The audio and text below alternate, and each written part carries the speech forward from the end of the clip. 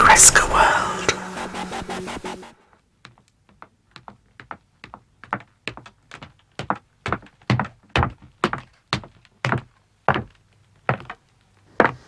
The flowers were still propped up against a wall in the communal hallway. They'd been there since I came back from town. I ignored them the first time round, thinking someone was bound to claim them, as they were such a beautiful selection. Picking them up, I fondled the exquisite pink and cream flowers.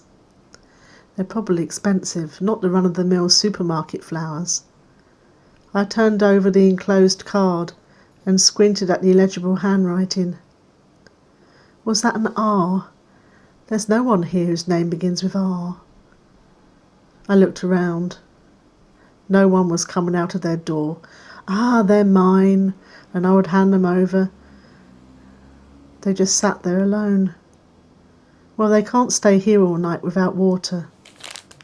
I inhaled their scent, the crackling cellophane cover echoing in the empty hallway. I suddenly felt very alone. Cradling the flowers reminded me of my 2 boys. I cradled them when Lily died, their mother.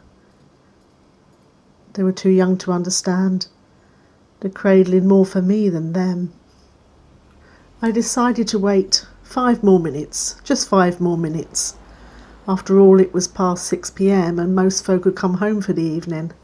After what seemed like 5 minutes, but was probably only 30 seconds, I turned and resignedly tapped on Celia's door. Nobody taps on Celia's door, well, except in an emergency. No sooner had I knocked, as if she'd been waiting by the door, she sprang into the hall, grateful someone was knocking. "Oh, hi, Jason. How are you? I haven't seen you in a while. How are things?" she said, as if we were long-lost friends. I stiffened my resolve. Remember the last time you got drawn into her wacky astrological speculations? Just keep to the subject. "Are you expecting flowers?" I said hopefully, their homelessness already weighing heavily upon me. "Oh, wow! They are gorgeous!" she said, trying to get a look at the card, totally invading my personal space. "I can't quite read what it says. Something beginning with R?" she said, peering over her reading glasses. As she attempted to read the message aloud, her nose brushed against an iris, causing it to shake orange-coloured pollen onto the greenery. Like a small sneeze, I thought, or the talcum powder I used on the boys' bottoms. She wasn't listening to me. "Celia, are you expecting flowers?" I said more firmly. "Is it your birthday?" "I'm an Aquarian, my dear, remember?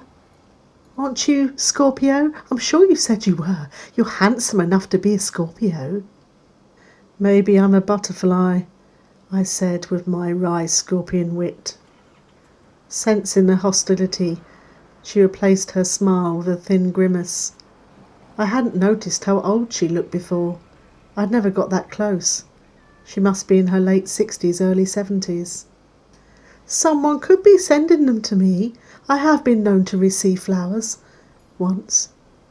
She looked at me accusatorially, but I couldn't let them go. Not without some sort of proof that she was capable of looking after them. In a scuffle, the card fell to the floor. We both looked at it, but neither of us bothered to pick it up. "I found these flowers. I'm responsible for them.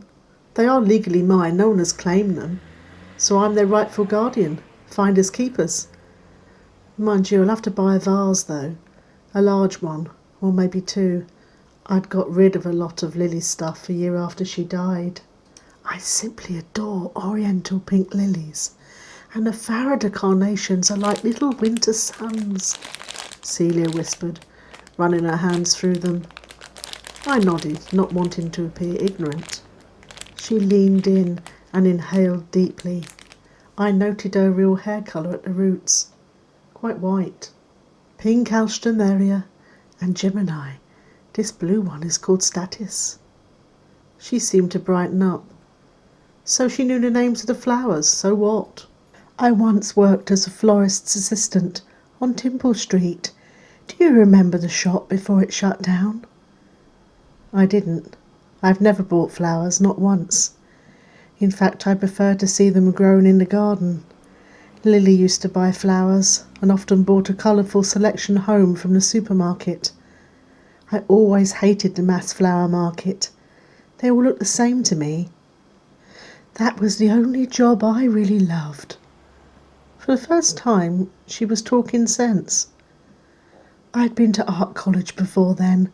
No jobs, of course, for a qualified artist. Got to earn a living at something to pay the rent, she said in a sad tone, as if life had passed her by. But being among those flowers every day, all that colour, it really was food for the soul. I suddenly felt my firmness soften. As if sensing it, she turned her gaze to me. How about a coffee? Or maybe something herbal? She asked. Well, I don't see why not. Oh, coffee it is. But then I must be getting on. I was thinking about buying vases before the shop shut. I followed her into the flat. I'd never been inside before. No one had on our floor. The living room was an explosion of colour. It almost hurt my eyes. It was truly remarkable. The artwork, curtains, the rugs, the throws, the lampshades. You would have thought the bright green ceiling would fight with the orange walls. But somehow it really worked. "Darling, do you take milk and sugar?" "Black, 1 sugar." I gazed around the room, trying to forget she'd called me darling. I particularly liked one painting of a family holding hands in the meadow. The simplicity captured me. I leaned in to see her signature, C. Mendelssohn, 1984. I never knew her second name. When I looked close up, the figures in the painting were merely splodges, yet when I stood back they looked like people. That's clever, I thought. I wasn't normally into art. I preferred plain walls, with the occasional family photo of happy memories. Celia presented the coffee in a perfectly round, smooth, polished wooden cup, with no handles, which meant I needed to receive it with 2 hands. I was worried about dropping it, so I placed the flowers on the sofa next to me. Would it burn my hands? I decided to trust her, and I accepted the cup and took a sip. I smiled with surprise.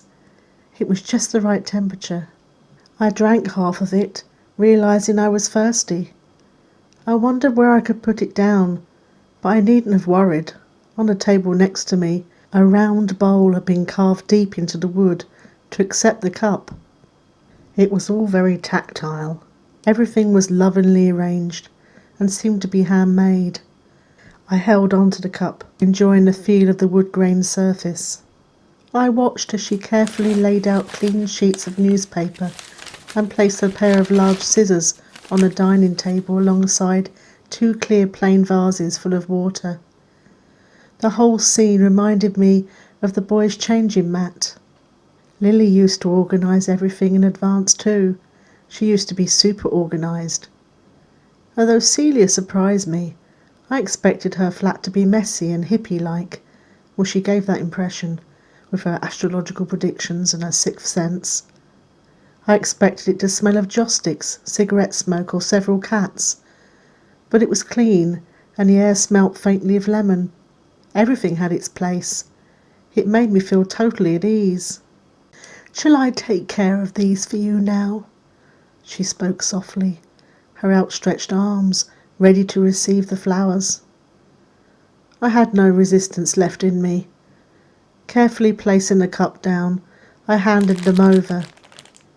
A lightness of spirit crept over me as I watched her snip each stem and organise them with a professional air. And I wondered if I could ever get away with a green ceiling in the front room, or maybe crimson red.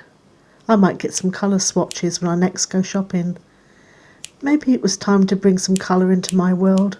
Perhaps Celia could advise me which colours work well together. You know, I was wrong about her. We all were. Kreska World.